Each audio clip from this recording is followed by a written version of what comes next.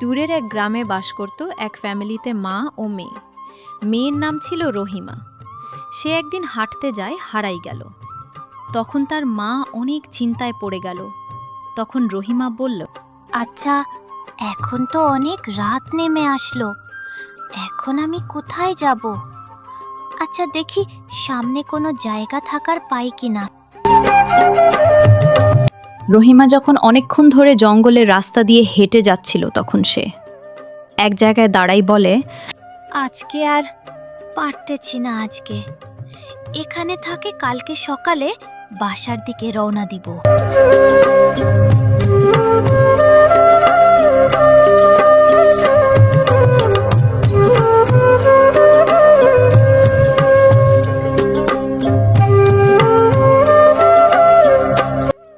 রহিমা যখন গ্রাম দিয়ে হেঁটে যাচ্ছিল, তখন তার সামনে একজন বৃদ্ধ চাচা এসে দাঁড়ালো। তখন বৃদ্ধ চাচাটা বলল, মা, তুমি কোথায় যাচ্ছ?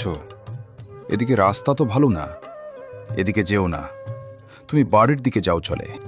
আমি তো রাস্তা ভুলে গেছি, বাড়িতে খেলতে খেলতে এদিক চলে এসেছিলাম, তো এখন আর তো বাড়িতে আমি যেতে পারতেছি না, রাস্তা ভুলে গেছি। আপনি কি একটু সাহায্য করবেন আমাকে? হ্যাঁ, অবশ্যই। তুমি তোমাদের বাড়ির ঠিকানা বা রাস্তা বলো, আমি তোমার আগেই দিব। চলো আমার সাথে।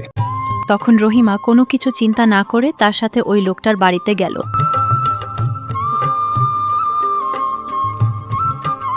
আচ্ছা, তুমি এখানে বসো, দেখি তোমার জন্য কিছু খাবারের ব্যবস্থা করি। তখন ওই লোকটা রহিমার জন্য কিছু খাবার নিয়ে আসলো। রহিমা সেটা খেয়ে ঘুমিয়ে পড়ল। পরের দিন